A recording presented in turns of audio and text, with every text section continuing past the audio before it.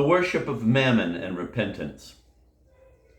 Man's life is a dream, spiritualist philosophers tell us. And if they were entirely logical, they would add, history too is a dream.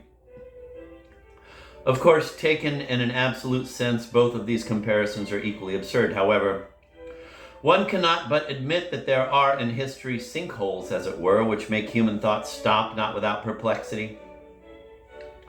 It is as if the stream of life ceases its natural course and forms a whirlpool, which spins, sprays, and gets covered with turbid foam, through which it is impossible to make out either clear typical features or even any specific phenomena. Confused and senseless events follow one another disconnectedly, and people apparently do not pursue any other goals than the safeguarding of the present day. They alternate between trembling and triumph, and the more strongly they feel humiliation, the more harsh and vengeful is the triumph.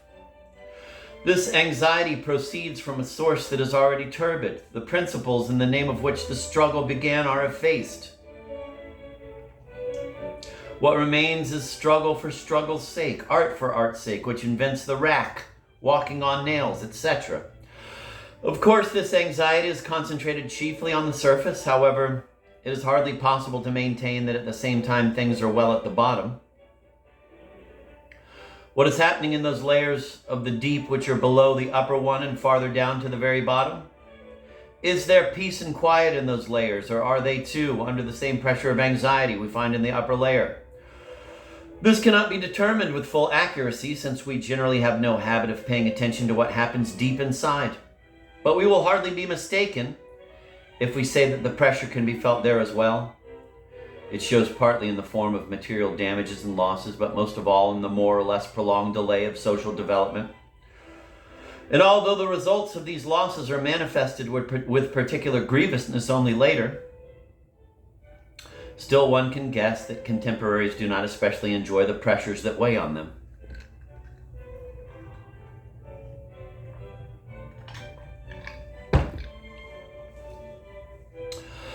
During the time described by the chronicler, Foolsburg was probably going through one of these difficult historical periods. The town's own inner life hit at the bottom, and some sort of malignant emanations rose to the surface, which took total control of the arena of history. Artificial, extraneous admixtures entangled Foolsburg from top to bottom. And while it may be said that in the general economy of its existence this artificiality was not utterly useless, it would be no less true to assert that people who live under such oppression are not altogether happy people. To endure wart-bearden in order to learn about the usefulness of certain plants. To endure urus, kugush, kildebaev in order to learn about true valor. Like it or not, such a destiny cannot be called either truly normal or particularly flattering. Although, on the other hand, it cannot be denied that some plants are indeed useful. And there is no harm in value. And there is no harm in valor if applied at the right time and place. Under such circumstances, it is impossible to expect people to commit any feats in the line of public amenities and order, or to be particularly successful in the line of learning and the arts. For them, such historical epochs are years of formation, during which they test themselves in one thing, to what extent they are able to endure. This is precisely how the chronicler presents his compatriots to us. One can see from his account that the Foolsburgers unquestionably submit to the caprices of history and do not present anything that would allow us to judge the degree of their maturity and the sense of self-governing. That, on the contrary, they rush about helter-skelter, without any plan, as if driven by unconscious fear.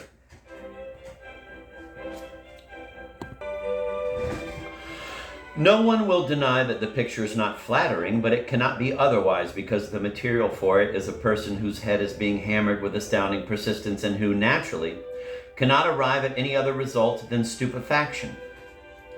The chronicler reveals to us the history of these stupefactions with the artlessness and truth which always distinguish the accounts of chroniclers and archivists.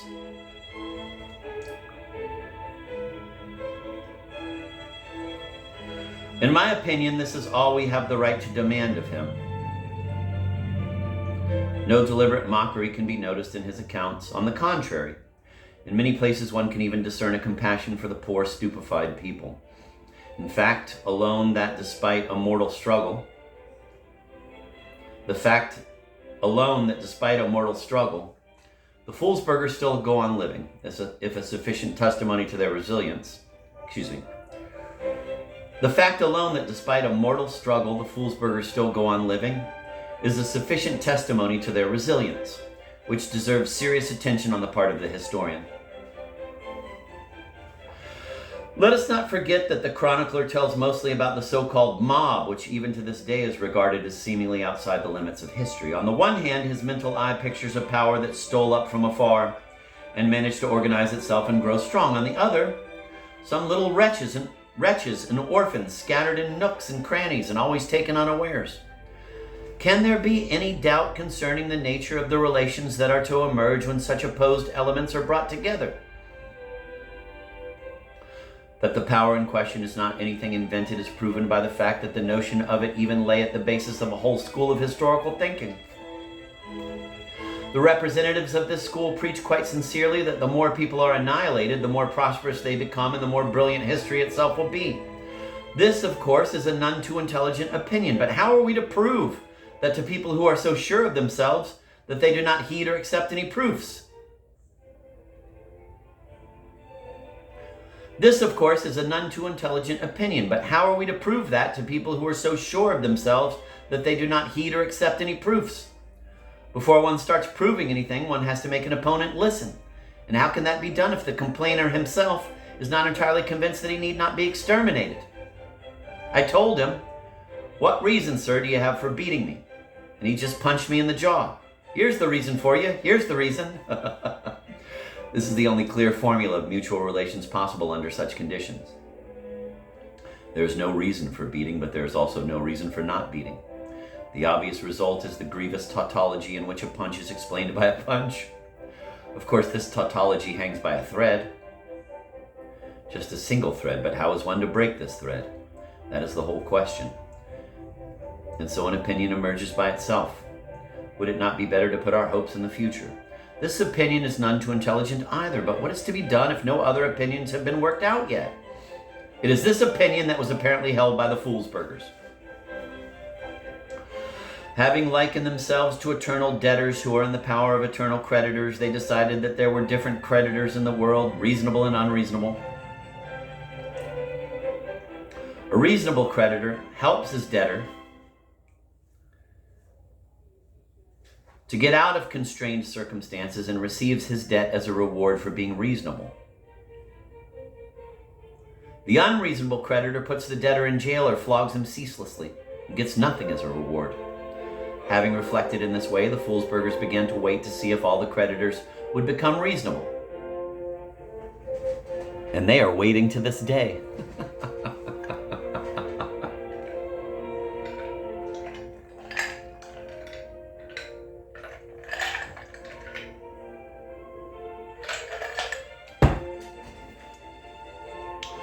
Therefore, I see nothing in the chronicler's account that would infringe upon the dignity of the townsfolk of Foolsburg. They are people like any other, with this one reservation, that their natural qualities are overgrown with a mass of alien particles, under which it is impossible to see anything. Therefore, there is no talking about any actual qualities, but only about the alien particles. Would it be better or even more agreeable if the chronicler, instead of describing disorderly movements, portrayed Foolsburg as an ideal center of legality and rights? For instance, would the readers find it more agreeable if, at the moment when Wartbearden demanded that mustard be used everywhere, the chronicler had made Foolsburgers not tremble before him, but successfully prove that his measure was untimely and inappropriate? In all sincerity, I maintain that such a perversion of Foolsburgian customs would be not only useless, but even downright disagreeable. And the reason for that is very simple. It would render the chronicler's account discordant with the truth.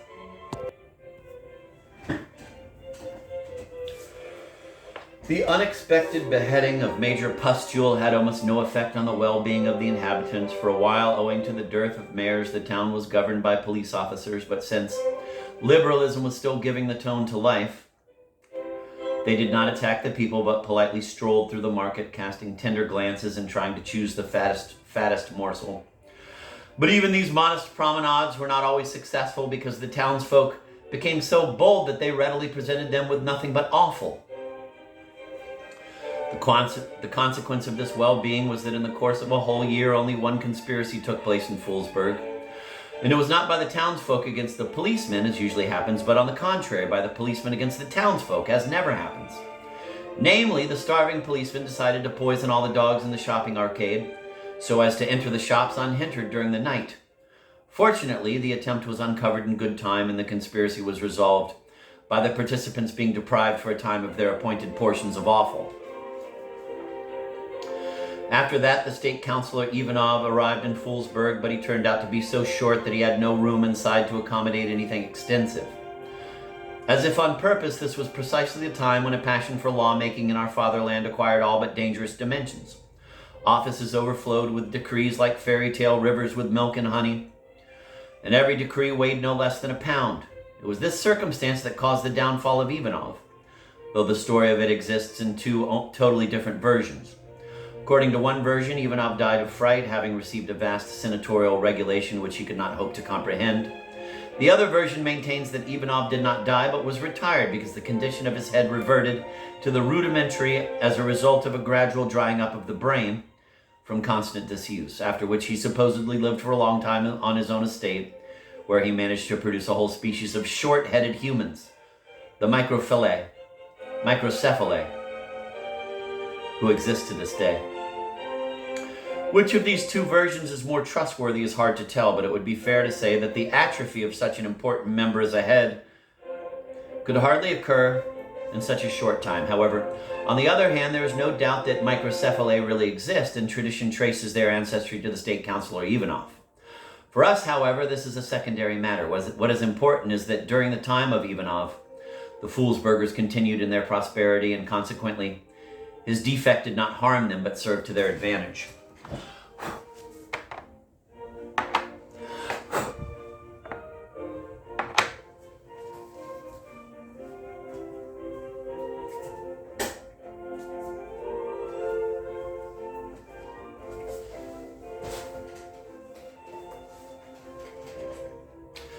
In 1815, Viscount du Chariot, a Frenchman, came to take the place of Ivanov. Paris had been taken, the enemy of mankind had been forever installed on the island of St. Helena.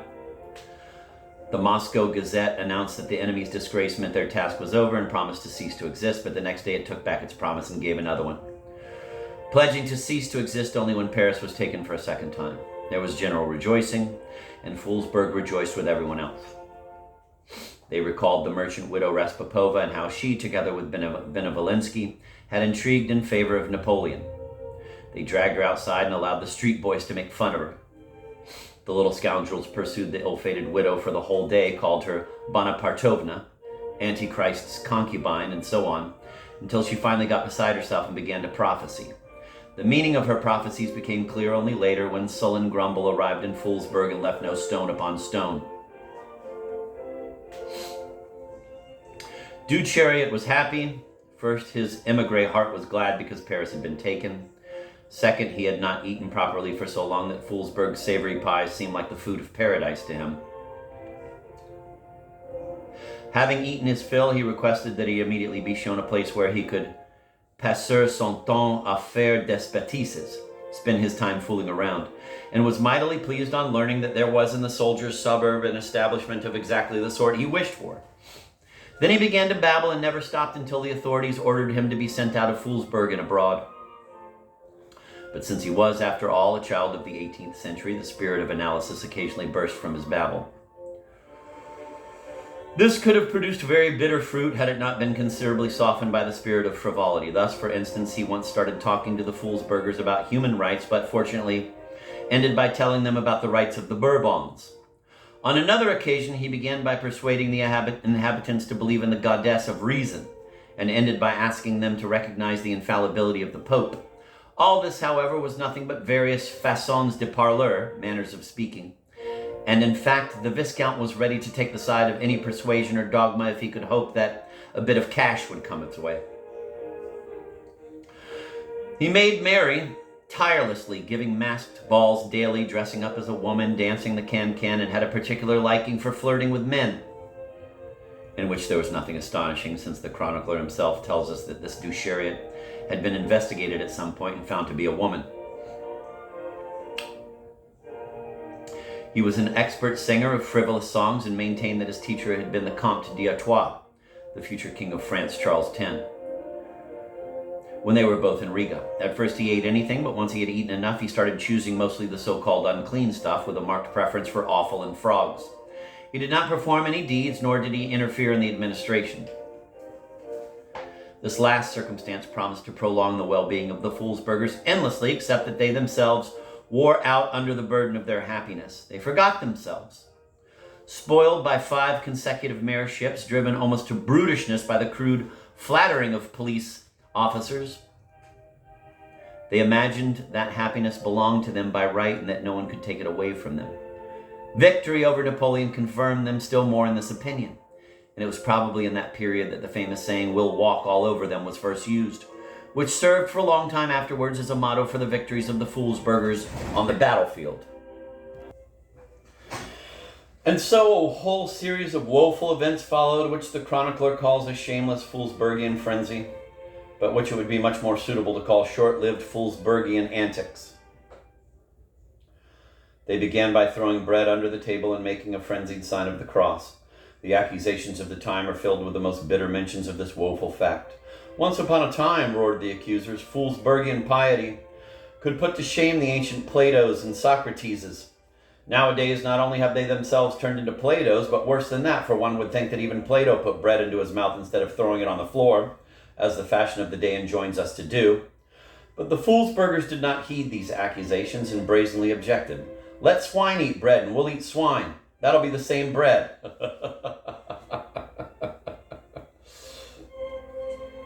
And Duchariot not only did not forbid such responses, but even saw in them the emerging spirit of some sort of analysis. Feeling themselves free, the Foolsburgers rushed somehow frenziedly down the slippery slope that now lay at their feet. They immediately decided to build a tower in such a way that its top would be sure to reach up to heaven. But since they had no architects and their carpenters were uneducated and not always sober, they raised the tower halfway and abandoned it, and probably only for that reason avoided the confusion of tongues. But even this did not seem enough. The Foolsburgers forgot the one true God and clung to idols. They recalled that already under Vladimir the Fair Sun, some obsolete gods had been put on the shelf. They rushed to the shelves and produced 2 idols, Perun and Volos. Having had no renovation for several centuries, the idols were in a terrible state, and Perun even had a mustache drawn on him with a piece of coal. Nevertheless, the Foolsburgers found them very attractive. They called an assembly at once and decided upper-class persons of both sexes were to worship Perun, and commoners were to offer sacrifices to Volos. They summoned some clergy and demanded that they become sorcerers. But the clergy did not respond and only trembled in their cassocks. Then it was recalled that there was in the Musketeers' suburb someone called Defrocked Kuzma, the old priest who, if the reader remembers, in the time of Wartbearden, intended to join the schismatics. And they sent for him. By then Kuzma was already completely deaf and blind, but the moment they gave him a ruble coin to smell, he agreed to everything and began to shout something incomprehensible in verses from Afrakiev's opera Rogneda. Duchariot watched this whole ceremony from the window, rolled with laughter, and cried, "Sont ils bêtes, du dedu, sont ils bêtes, ces mujiks de Foolsburg. How stupid they are, by God, how stupid these Foolsburg mujiks are." The corruption of morals progressed by the hour. Cocottes and coquettes appeared. Men began to wear waistcoats cut so low that their chests were completely open. Women constructed elevations in the rear that had a transformative meaning and aroused free thoughts in passers-by. A new language was formed, half human, half ape, and unsuited to expressing any abstract thoughts whatever. Persons of distinction walked in the streets singing "A moi le pompon" or "Le venu aux carottes." The rabble loitered around pot houses, bawling folk songs. The understanding was that while they were carousing, bread would grow by itself, and so they stopped cultivating the land. Respect for older people vanished. The question was raised, should people on reaching a certain age be removed from life? But mercenary instinct prevailed, and it was decided to sell the old men and women into slavery. To top it all off, they cleared out some arena and produced La Belle Helene in it, inviting Mademoiselle Blanche Gandin to sing the main role. And with all that, they continued to regard themselves as the wisest people in the world. Such was the situation in Foolsburg when State Councilor Erast Andreevich Melancholin arrived. He was a sensitive man and blushed when he talked about relationships between the sexes. Just prior to that, he had written a novella entitled Saturn Stopping His Course in the Arms of Venus, in which, as critics of the time put it, the tenderness of Apuleius happily combined with the playfulness of Parny. Under the name of Saturn, he portrayed himself. Under the name of Venus, the famous beauty of the time, Natalia Kirillovna de Pompadour. Saturn, he wrote, was stooped and burdened by years, but was still capable of certain things. It came to pass that Venus, observing this particularity of his, rested her favorable gaze on him. But his melancholy appearance, the forerunner of his future mysticism, concealed many inclinations that were undoubtedly depraved. Thus, for instance, it was known that while serving as a quartermaster in the active army, he quite freely managed the government funds and relieved himself from the reproaches of his own conscience only by the abundant tears he shed at the sight of the soldiers eating moldy bread. It was also known that he got into Madame de Pompadour's favor not owing to a certain particularity, but simply by way of monetary offerings, and that it was through her mediation that he evaded a trial and was even appointed to a higher post. And when this Pompadour woman, having been lax in keeping a certain secret, was exiled to a convent and tonsured under the name of the nun Nymphadora, he was the first to cast a stone at her and wrote The Story of a Certain Exceedingly Amorous Woman, which contained very clear allusions to his former benefactress. On top of that, although he was timid and blushed in the presence of women, this timidity was a cover for that greater sensuality which first likes to exacerbate itself and after that unswervingly presses for the set goal. There are many examples of his hidden but burning sensuality. Thus he once dressed as a swan and swam up to a bathing girl, the daughter of noble parents whose only dowry was her beauty, and while she was stroking his head, ruined her for life. In short, his knowledge of mythology was thorough, and although he liked to pretend to be pious, he was in fact an inveterate idolater. The dissoluteness of the Foolsburgers was to his liking. The moment he rode into the town, he met a procession which immediately interested him. 6 girls dressed in transparent tunics were carrying the idol of Perun on a litter. At the head, in a state of ecstasy, leaped the wife of the marshal of nobility, covered in nothing but ostrich feathers. Behind followed a crowd of noble men and women, among whom some more prominent representatives of the Foolsburg merchantry could be glimpsed. The peasants, tradesmen, and shopkeepers of a poorer sort were worshipping Bolos at the time. On reaching the square, the crowd stopped. The Perun was set on a podium. The leader knelt and began in a loud voice to recite An Evening Sacrifice by Mr. Boborikin. "What's this?" asked Melancholy, peeking out of the carriage and looking from the corner of his eye at the marshal's wife's outfit. "They're celebrating Perrin's name day, Your Honor," the policeman responded with one accord. "And girls, are there any girls?" Melancholy asked somewhat languidly. "A whole synod of them, sir," the policeman answered, exchanging sympathetic glances with each other. Melancholy sighed and gave the order to drive on. Stopping at the mayor's house and learning from the chief clerk that there were no arrears, that trade was flourishing and agriculture was developing from year to year, he paused for a moment, then hesitated slightly as if unable to utter a cherished thought, and finally asked in a sort of uncertain voice, "And do you have any wood grouse?"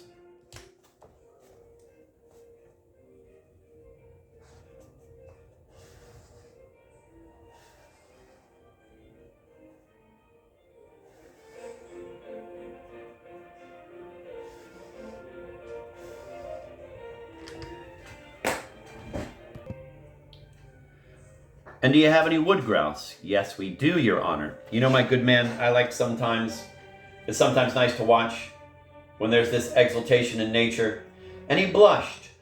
The clerk was also at a loss for a moment, then at once found what to say. "What could be better, sir?" he replied. "Only if I may venture to tell Your Honor, in this line there are even better spectacles here." Really? In our town, Your Honor, cocottes appeared under your predecessor. And in their popular theater, they have a real mating ground, sir. They get together every evening, they whistle, they move their feet up and down. That I'd like to see, said Melancholy, and he lapsed into sweet reverie. There was an opinion at the time that a mayor was the host of the town and the inhabitants were as if his guests. The difference between host, in the general sense of the word, and host of the town was only that the latter had the right to flog his guests, something that common decency did not allow to an ordinary host. Melancholy recalled this right and fell into a still sweeter reverie.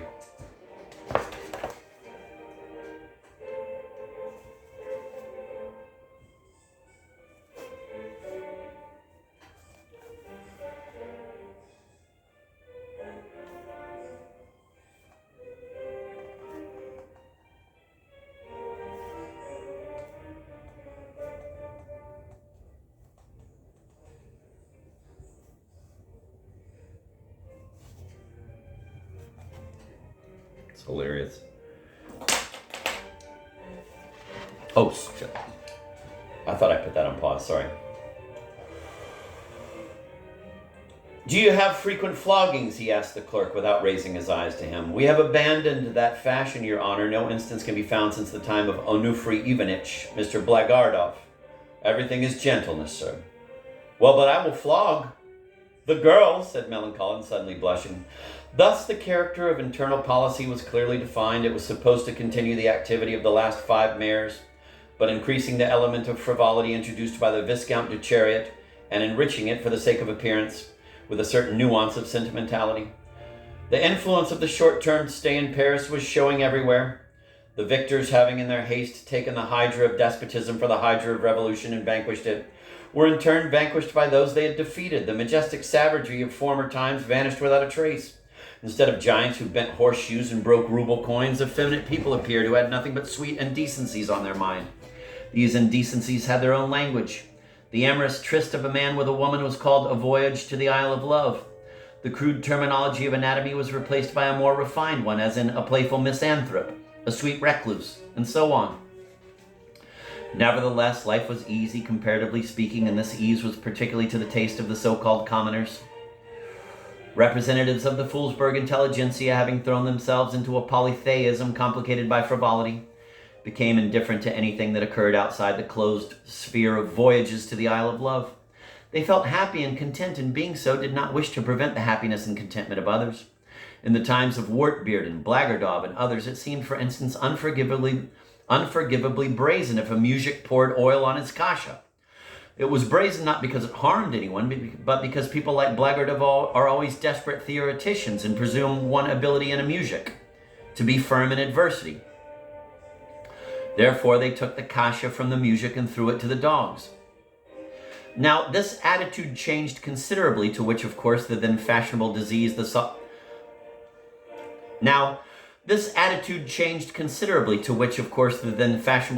softening of the brain contributed not a little.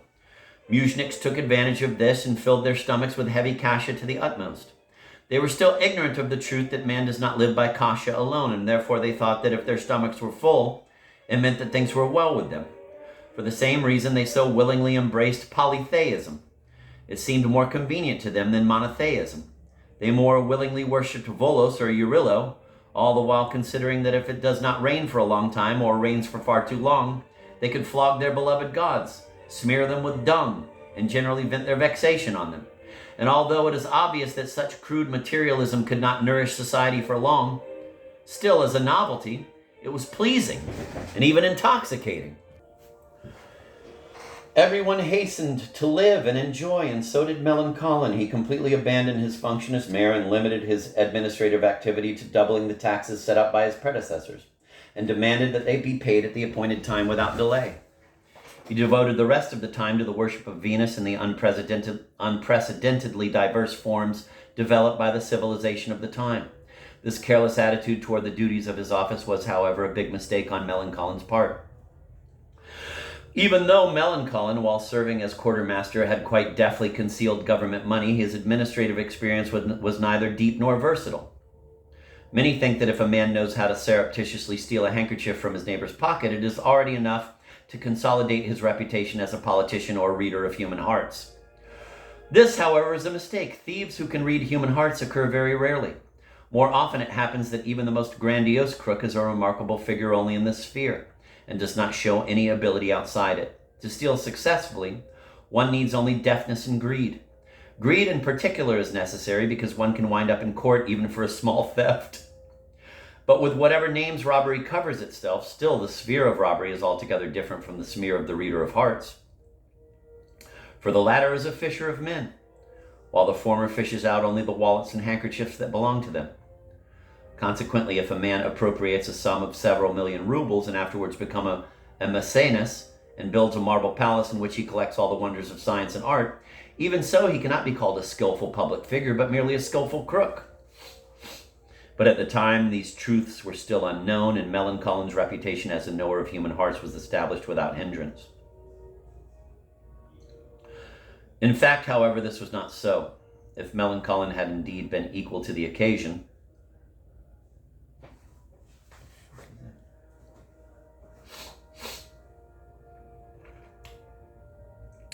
he would have realized that his predecessors, who had raised parasitism to an administrative principle, were bitterly deluded in that parasitism can be a life-giving principle and regard itself as achieving useful goals only if it is contained within certain limits. Granted that parasitism exists, it goes without saying that alongside it, industry also exists. That is the foundation of the whole science of political economy. Industry nourishes parasitism. Parasitism fertilizes industry. This is the sole formula that, from a scientific point of view, can be freely applied to all the phenomena of life. Melancolin did not understand any of that. He thought that everyone to a man could be a parasite, and that the productive powers of the land not only would not be exhausted by it, but would even increase. This was his first bad delusion.